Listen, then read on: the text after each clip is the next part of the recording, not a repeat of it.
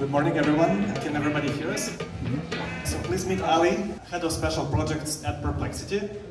And my name is Kuzma. I am founder of MadHats, and I'm part of a huge and amazing group of people and companies who has put this event together. So let's kick it off with Ali. Can you tell us a little bit about your background? Sure, yeah. So great to meet everyone. My background, I initially grew up in Canada. I studied at McGill University, and I've done a couple jobs in the Bay. It's almost been 4 years that I've been in the US. And I initially worked at Apple, started a YC company. That didn't work out, and then I joined Perplexity in February. I think there's a lot of founders in the crowd, I was told, so I have some parallels on what I've learned at Perplexity and how it applies to founder life. Awesome. And what exactly drew you to lead special projects at Perplexity, and how do you define special in your role? Yeah, so the special projects in Perplexity are basically, we get to work on any project that is high priority, but it's not on the critical path of the company. For us, we basically get to try any idea. We have almost unlimited funding to try it, and then we just have support from the CEO to just go out and do it. So it's really cool. It's a cool role. How do we define the special piece of that? I think the special piece of it is literally just somebody will come to you and be like, hey, we need this done. Can you do it over the weekend? So it's one role.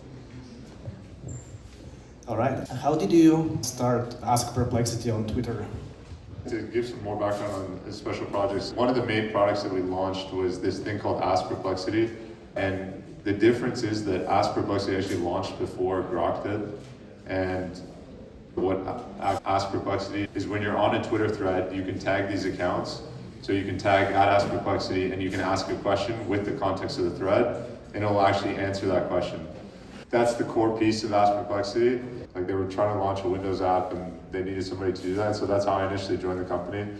And how I started on Ask Perplexity was, I was actually on a date, and somebody from Perplexity calls me at 10 p.m. and I'm on this date, and I'm like, okay, nobody usually calls me at 10 p.m. So like, something is serious and something's going wrong.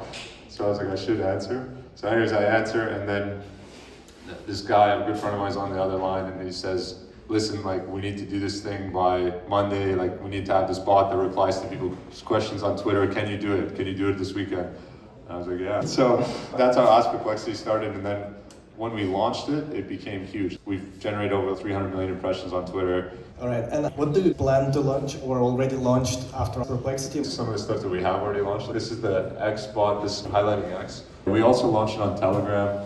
We launched it also on WhatsApp.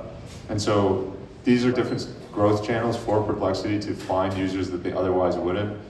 All of them have done really crazy numbers. Over time, these actually have a lot of opportunity to be primary modes that people will interact with the product.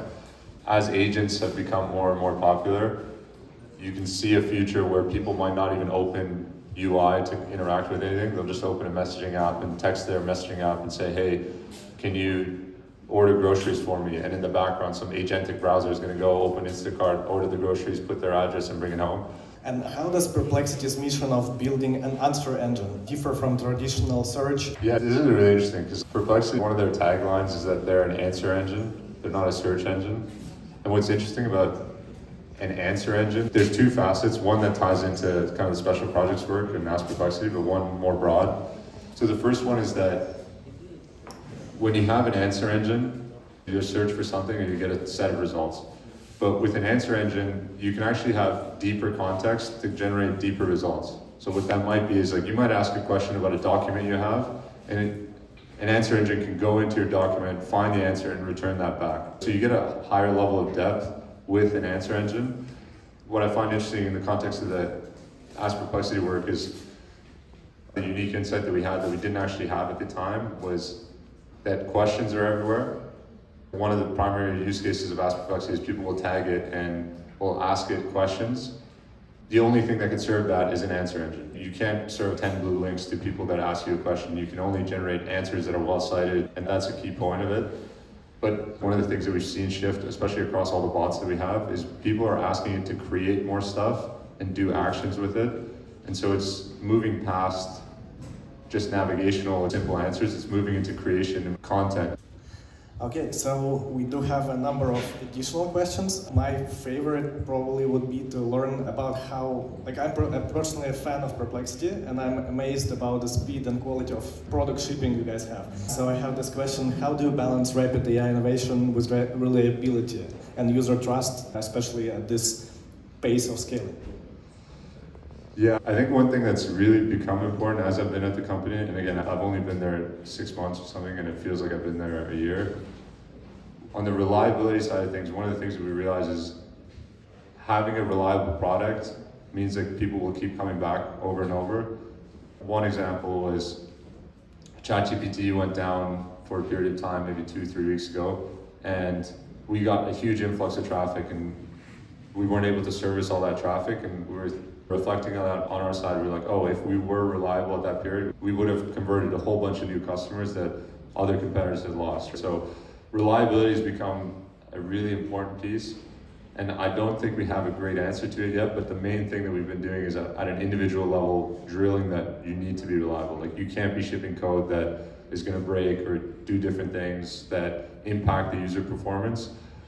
What's cool about the group that we have, the special projects team, is like we don't have as many of those constraints because we can ship stuff and we can go a little bit more unhinged and do stuff and have the infrastructure team come to us and be like, what the heck are you guys doing? But the general product, the main focus is starting to become reliability, because that is super important, especially as we grow. Because if you're servicing millions of queries a day, even if you're down for like 10 minutes, you're impacting like thousands of people, which is really impactful. We know that AI is facing a lot of scaling challenges. If you could solve one challenge for AI ecosystem, like technical, regulatory, societal, what would it be? I think one thing I would love to see, this is on a technical side, because I come from more an engineering background, so I know that side of things a bit more. I think a lot of these agentic, like so I'll tell you a story with Comet. Comet is like the browser that Perplexity launched. Initially when Comet was coming up, internally I would be asking, hey, why are we even doing a browser like this? Maybe this doesn't make sense, or what's the point of this? And as it's progressed, I've started to realize how cool it is and like the future use cases that an agentic browser unlocks.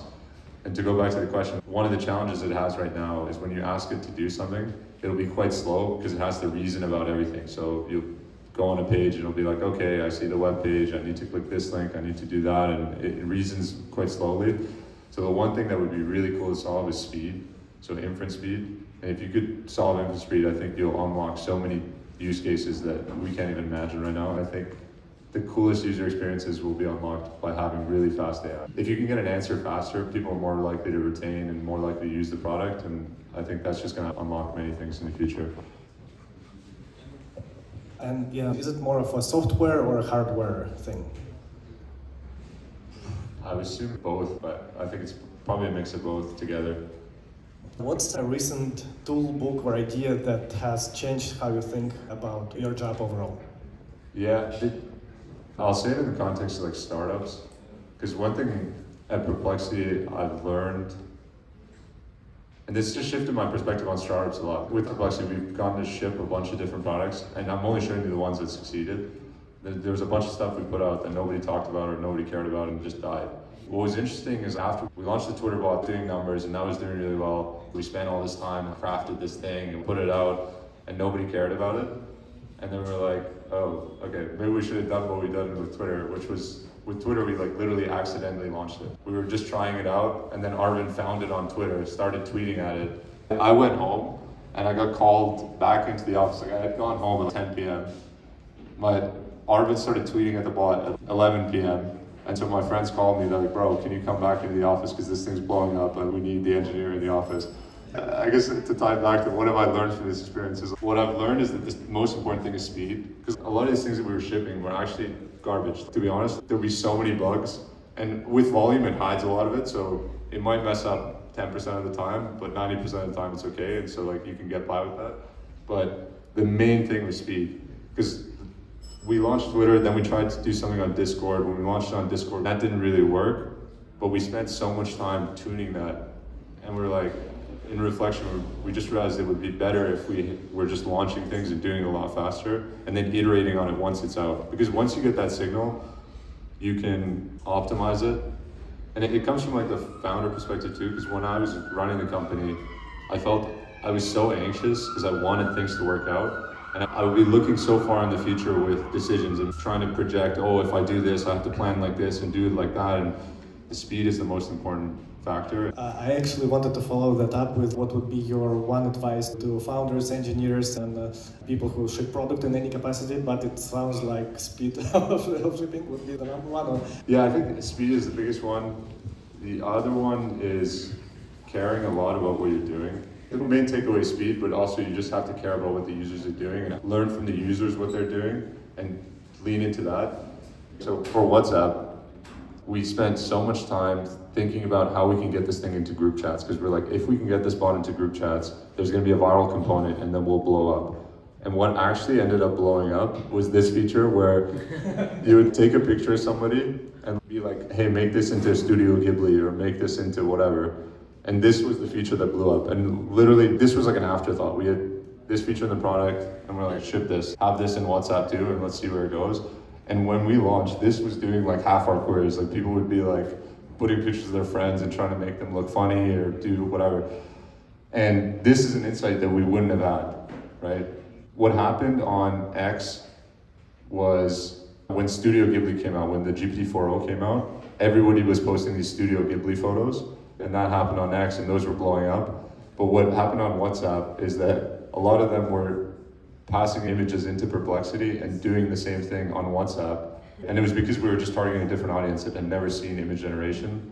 But we literally would not have known that ahead of time. Like our focus was like, get this thing into group chats and get this thing working on group chats. But in the end, what it ended up being was just something we totally didn't foresee. And so that's one of the benefits of speed, is it gives you the time to figure out these insights. Amazing. I want to give the audience a chance to ask one question before we go. So when you speak about caring about what you ship, how much are you using AI coding in your workflow?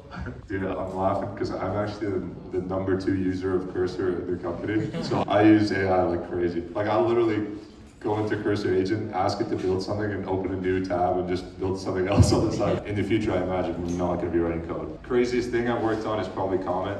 Like I shipped a couple of features on Comment that were really cool. And the scale of that project is really cool. So that was the one that blew my mind a bit. And by the way, Comment is actually out. So I don't know if you saw the launch this week of the Grok Super Heavy, but I wanted to know if you saw that, what you think the most overhyped or where the meat and potatoes behind it won't match the hype that they tried to build for those features. You know what? So what's cool about Perplexity is they'll do post-training. Like what we don't do pre-training of models. Whenever like Grok 4 comes out or any of these models come out, it actually isn't a competitive, it doesn't impact us negatively. I look at it as it's going to make Perplexity better, and we're just going to integrate the best parts of what Grok does into our product and just make our product better. So if anything, it's good for us. I don't have any comments about their model specifically though. So you're rooting for them. Yeah, love to. Hi, 2 of your biggest competitors, the Google AI summaries and Ask Grok, both don't have to worry about authentication for a big data set. How do you think about solving that problem at scale and complexity? It's interesting, that question, because I actually worked on, for Comment specifically, the Google connector, so that on Comment you can search over your emails and send calendar invites all through the same UI. So you can have this assistant that lives in your browser and does all that. These companies have natural platforms where they have all this context about the user. And so there's a challenge on how you solve that. I have some thoughts on how we're gonna solve it. I don't wanna share that, unfortunately, here. But I promise you're gonna see it in 2 weeks. As I'm working on it, so if you follow us on Twitter, you'll see it in 2 weeks. All right, unfortunately, we do not have any more time for questions, so thanks, Ali.